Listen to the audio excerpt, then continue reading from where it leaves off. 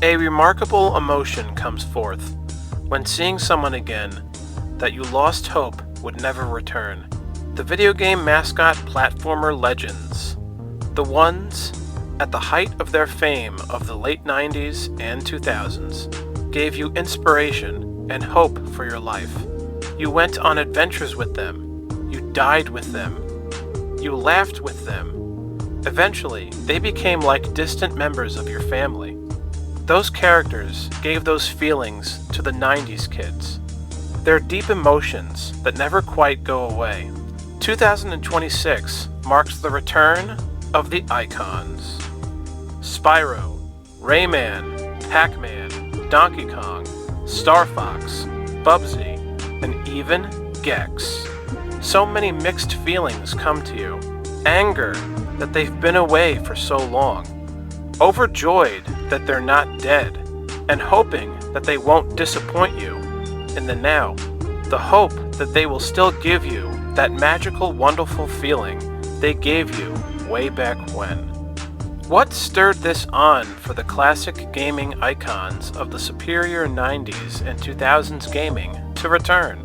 Was it the Mario movies and the Sonic movies that convinced these game companies that people still care about these characters? 2026 feels too good to be true. It feels like a fantasy, yet here we are. And who's next? I assume the greatest video game star will return next, Crash Bandicoot. And there is a rumor now that he's next, and a rumor that Sly Cooper is also returning as well. What's going on? Right now is basically all the platformer fans getting revenge on all those gamers that said that platformer games were overrated and silly, and not hardcore video games. Because now all the overhyped, overrated game series like Halo, Mass Effect, World of Warcraft, Borderlands, Minecraft, and Grand Theft Auto have been run into the ground. It's now time for the true characters of gaming to return and reclaim their throne as the true gaming icons, the platformer heroes. Unfortunately, the time for the platformer stars to return could not have worse timing. Right now, during the emergence of another video game crash, with console pricing raising sky high and bad business practices left and right. So the greatest icons of gaming are back to save the dying industry. So it's the best timing or the worst timing, depending on how you look at it. I'm very worried that the platformer stars returning won't be able to shine long enough for the games industry to still exist, at least in the state that it's currently in. I'm a little overwhelmed with their return. There's just so much to talk about. So, let's get started. First, let's talk about Rayman, Pac-Man, and Star Fox. Last year, Pac-Man returned with a remake of Pac-Man World 2. Exciting, but disappointing. It's not Pac-Man World 4 with the return of Spooky. It's a remake of World 2. Spooky said he was going to return in his final moment with Pac-Man at the end of World 2.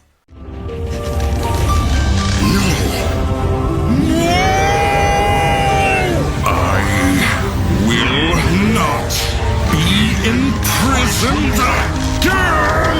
Curse you, Pac-Man! My ghost will free me again!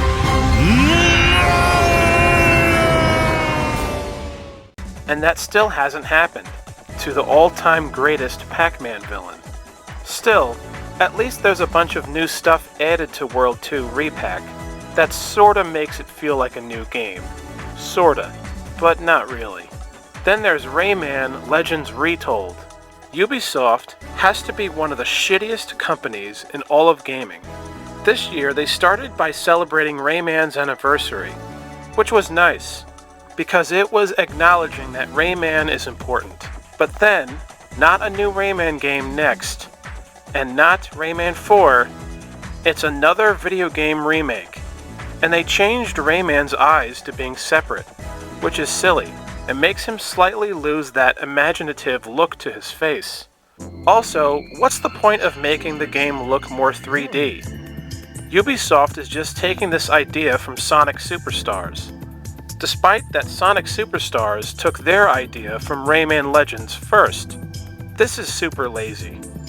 Whenever Ubisoft is being super lazy with Rayman, they endlessly remake his games. Look at how many times they remade Rayman 2, like 5 times. Also, Rayman Rush was reused in Rayman Arena, but at least they added extra stuff. But still, Rayman Arena just should have been a completely brand new game. Remaking Rayman Legends is a cheap and easy way to make money, and it's 100% what the fans did not want. I hate all these videos coming out of people saying this is a smart business move, and that this is good to remake Legends. No fucking way. It is not.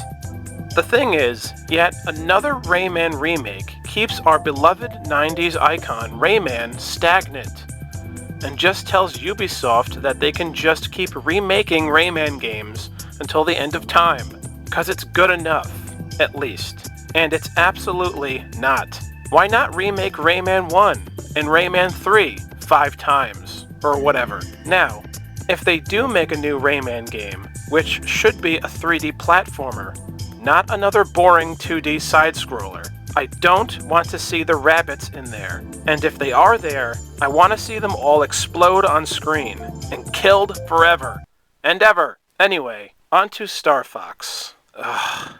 I imagine a large chunk of you would say something like Star Fox is not a platformer hero, so why is he being lumped in with all these icons? Because Star Fox is platformer-esque, especially with Star Fox Adventures, which to me actually does feel like a Star Fox game. But even the classic Star Fox games where you fly around in the ships, they have a platformer-esque style to them. Kind of like Buck Bumble for the N64. It's like a platformer in the sky. They're animal characters, they have the cool vibe of the platformer heroes, so Star Fox is part of the family of the platformer heroes. He's part of the old lineage of the memorable animal platformer icons. He's lumped in with them, so it's honoring Star Fox by acknowledging the fact that he has adventures, and just because they take place in the sky doesn't mean that they're not platformers. Being a platformer is not just about jumping on ledges and things like that and being on the ground. It's about being a hero going on an adventure that has a style and a flair and a personality, and it feels cool and adventure-like. And that's what Star Fox is all about. So Star Fox, in my mind, is a platformer hero. I mean, he's not just a platformer hero, but he has all those aspects to him, and he's part of the fam, so I won't think anything less of that. So now let's talk about the new Star Fox game. Well, it's another remake. It's just too many remakes now. Too many remakes now. This is becoming the new trend in gaming, like Hollywood endlessly remaking classic movies. And now they're doing it way more with video games. And again, tons of YouTube videos thinking this is a good idea and that it's a smart business move. Well, guess what? It's not a smart business move, because they're making people hate Star Fox 64 because of this decision. They're muddying the waters. You risk making your fans hate the thing they originally loved. It's the dumbest shit ever. And to add on to that feeling, they now have horrible redesigns. Horrible! This just makes people love the original version of Star Fox 64 even more. I really hate how they all look now. They made them all look ugly on purpose, because they want to make a Star Fox movie next, and they don't want people to make sexy fan art of the Star Fox characters, like with the Sonic characters, and other classic animal cartoon characters. This is the reason. It's not an artistic reason, and it's a fucking shitty decision to do to Star Fox. This is the same reason they made Sonic look so hideous in the first trailer for the first Sonic movie. The fans revolted, and rightfully so. It was the right decision to make him have his classic design in the movie. All the Star Fox fans should have done the same thing, but because it's Nintendo, people will take the bullet. People worship Nintendo and always make excuses for them. But if they make a mistake regarding Sonic, Everybody gathers their pitchforks and are ready for World War III. I think Sonic fans are more passionate of a fan base than the Star Fox fans. Just something to chew on. So next we have Donkey Kong. He easily has the best return of all the icons. And DK Bonanza is a great game. But I prefer DK's rare design than this new one. He still looks good looking, but all they needed to do was to keep his iconic eyebrow, and then everything would have been fine. But what I can't stand is that they changed his personality. Now he's a goofball that makes all these gushy faces. Like, his reaction to bananas is really annoying. Change his look, well, that's artistic. But change his personality? Now you're just ruining the generational memories and memorable stuff that made people love the character, which is monkey shit. Now to talk about Bubsy Bobcat. Bubsy 4D is great, and I think it's a giant leap in the right direction. It's the perfect decision. For the first time in video game history, Bubsy is now done better than both Rayman and Star Fox. Shocking. But when you live long enough, things always surprise you. I've made no secret that I'm a Bubsy fan, so for me, Bubsy 4D is a miracle, and finally shows how great this character can be when more effort is involved in how they make his games. Now lastly, let's talk about the gecko in the room. My buddy Gex. One of my favorite video game heroes is back with the Gex trilogy. It's awesome, and I'm super happy they finally actually did something with the character. And the new Gex trilogy game had awesome marketing that made me feel like I was in the 90s again. So Gex Trilogy is a great game, but it's slightly disappointing, yes, because there are no neat changes added to the games. It doesn't include the 2 Game Boy games, and it's not Gex 4, but it's still a step in the right direction by giving the character fanfare and seeing if fans want a Gex 4. But if nothing ever happens out of this, and they never make another Gex game, I'm going to be pissed. Then again, being angry that Gex has mostly been ignored by video gamers is something that I'm used to as a Gex fan. So I guess that's all I can say about that. And lastly, a character near and deep to my heart. The return of Spyro the Dragon. His new game looks pretty great. It's insane how long it took them to bring Spyro back.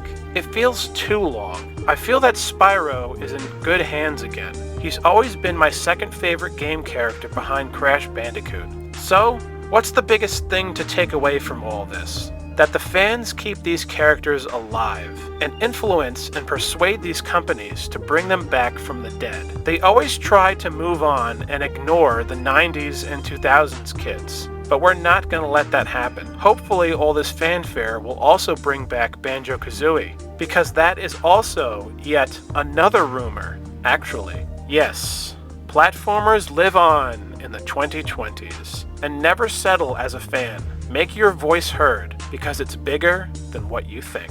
Thanks for watching. Please like and subscribe, and please hit the notification bell so that you don't miss any of my uploads. I appreciate you all. Let me know what you guys think. My name is SuperPat98, and thanks for watching.